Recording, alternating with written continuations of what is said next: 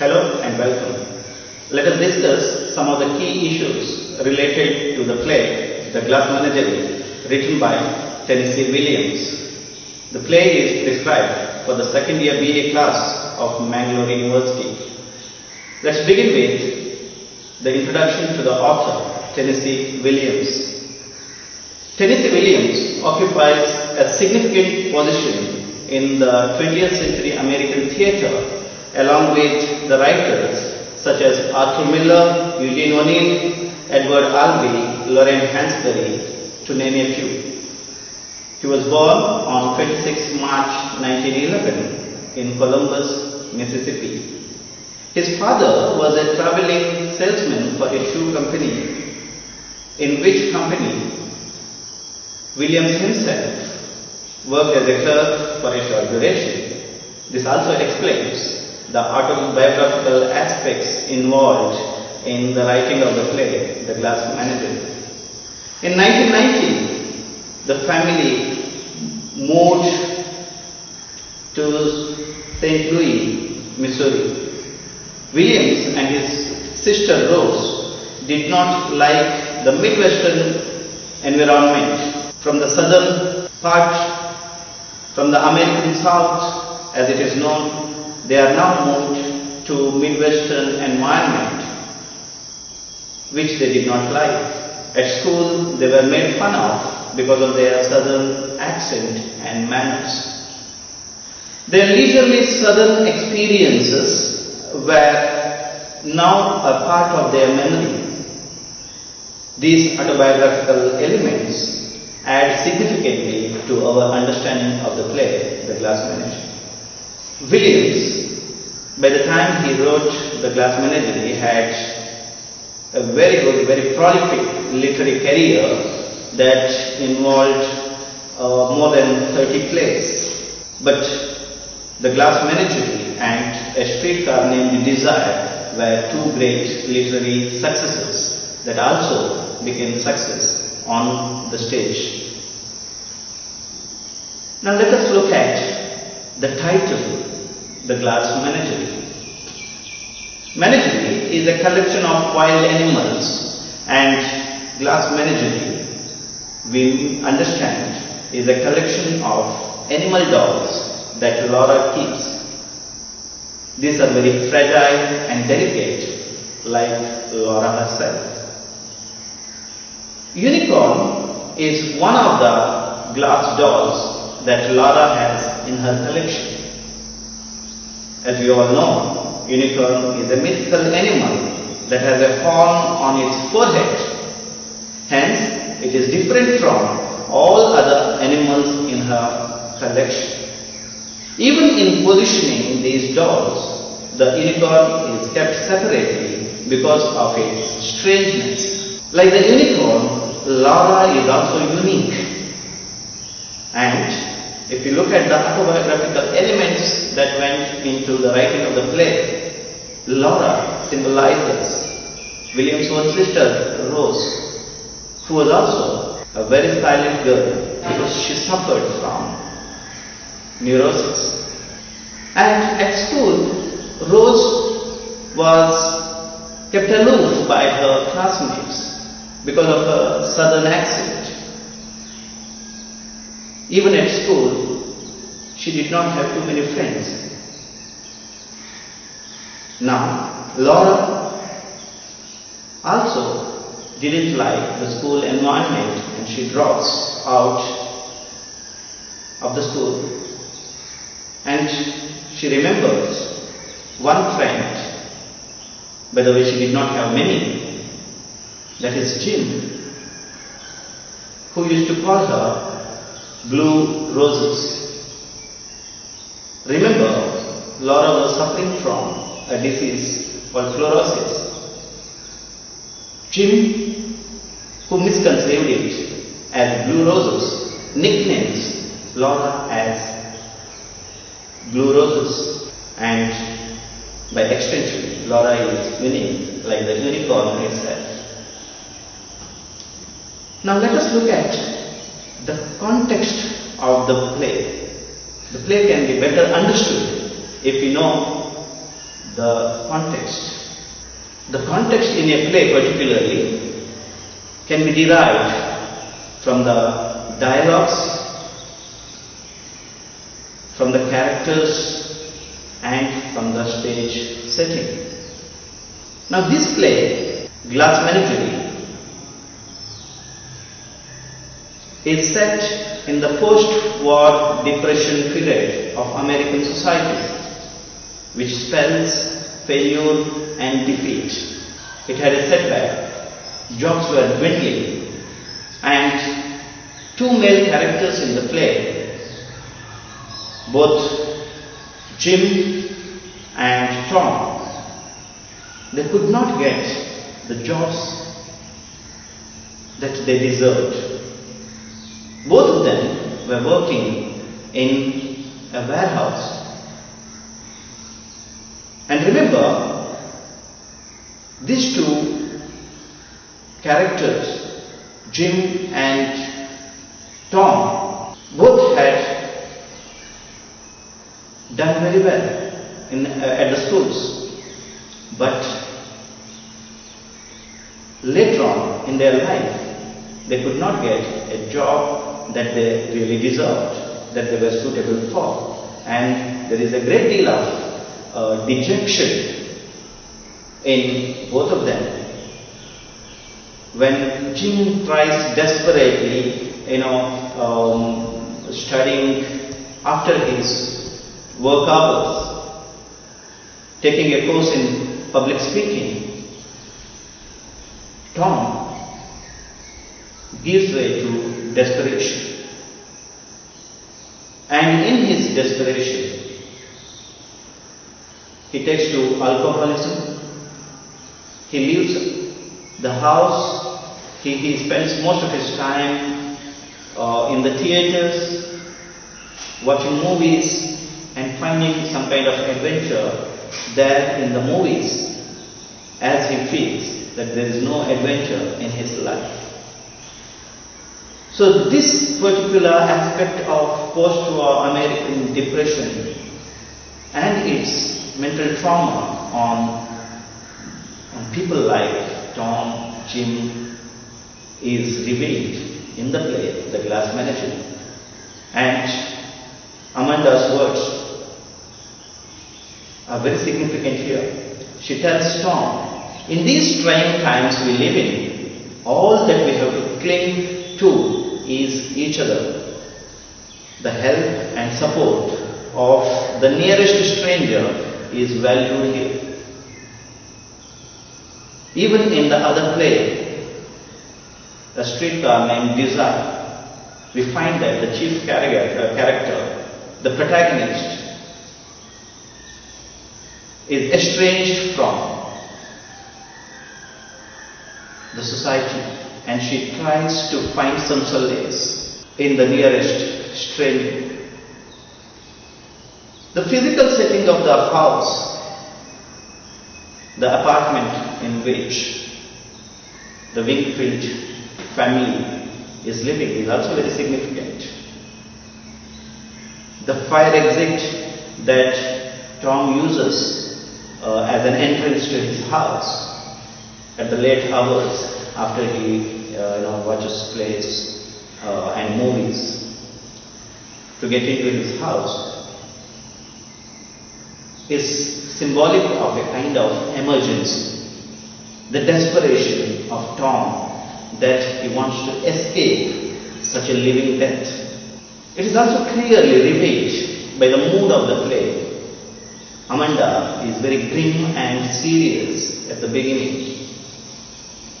Her husband, Mr. Wingfield, has left them. We understand at the very beginning that he was a telephone man, fell in love with long distances, and he leaves the house, and the last time the family members hear of him is a note from Mexico, which had two words in them, hello and goodbye.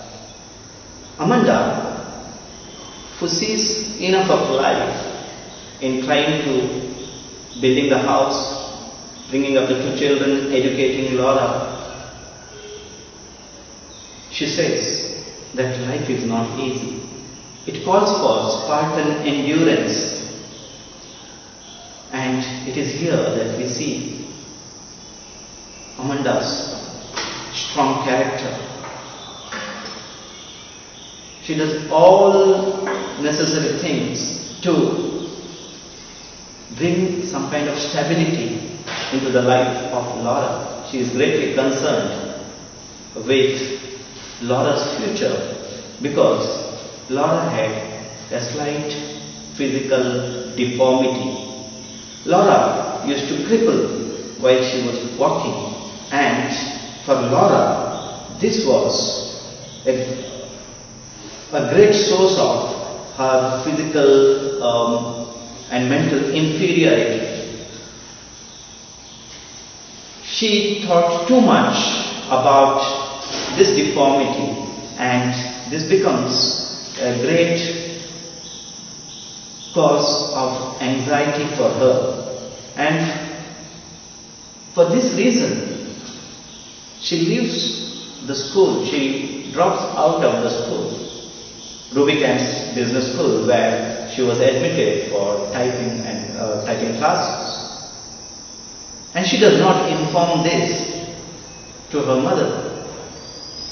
While Amanda thinks that her daughter is going to the college, Laura spends her time in the zoo, in the park, and wondering about. When Amanda comes to know about this, quite surprisingly, because when she was going to a DAR meeting, she goes to the Rubicam Business College, and when she inquires about the progress of her daughter, she comes to know that the shy girl Laura had discontinued her education at the very beginning.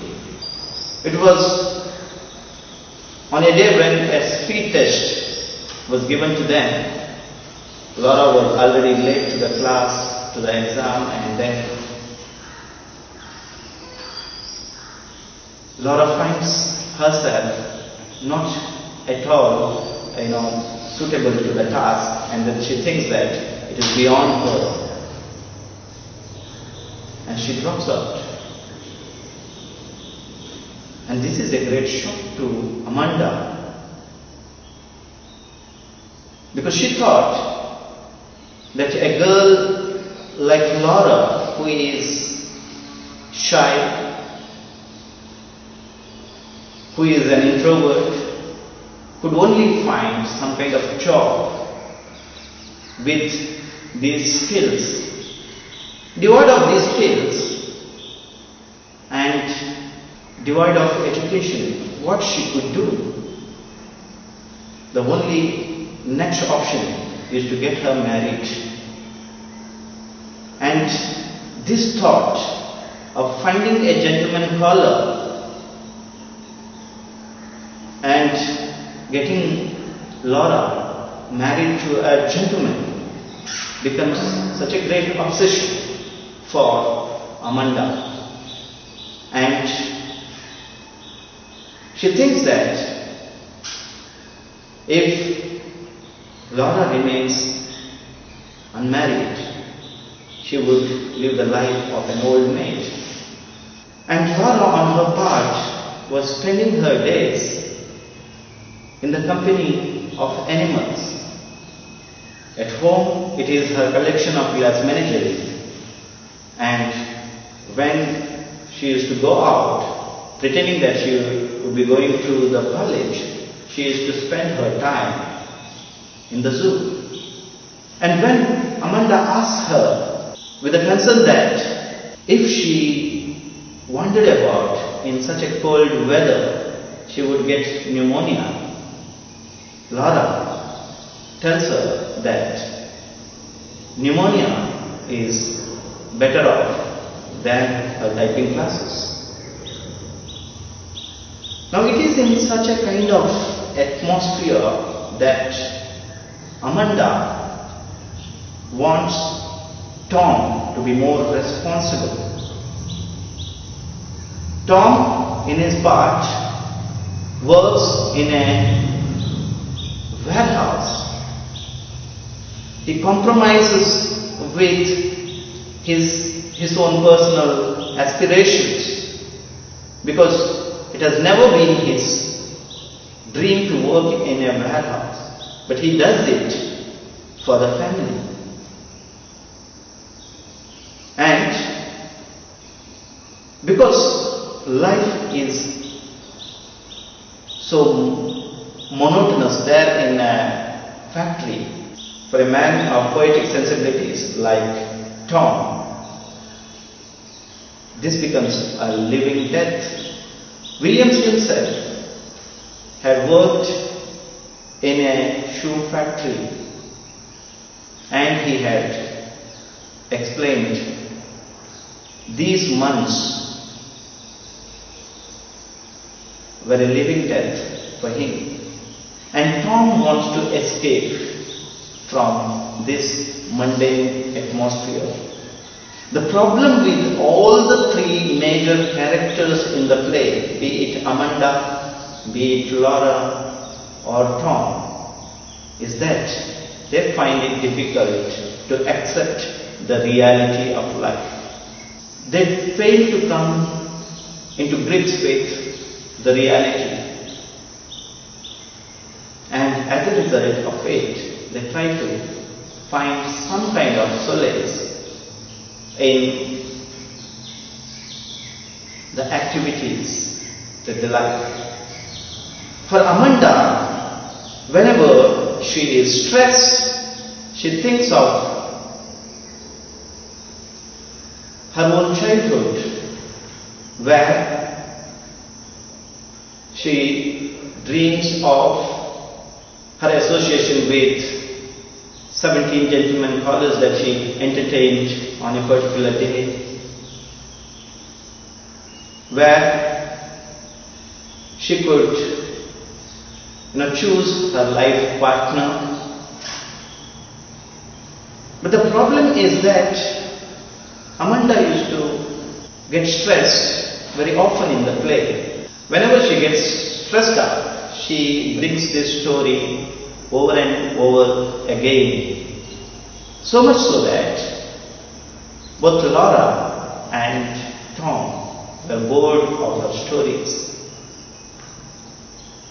Tom is also stressed. Tom is also worried about his career, and as a result he wants a kind of escape. He goes to the movies, he drinks, and most of the times when he gets stressed out, he leaves the scene. He goes to the fire escape and smokes. Laura, who is left with very limited options to escape, has her company of glass menagerie, the glass dolls. And we know that Amanda nags her children very often. In the very first scene, we see how she wants Laura to be at the breakfast table, how she advises Tom to chew his food for better digestion, how she nags at him for smoking excessively, and later on she also scolds him for reading D.H. Lawrence. And most importantly, he keeps on pestering him on the issue of gentleman collar. She asks him whether he could find a suitable guy at the warehouse, and she wants Tom to take more responsibility. The problem here is also to do with the clash of egos. Tom wants to be the man of the house. Amanda does not mind him being the man of the house, but she thinks that Tom is not doing his part.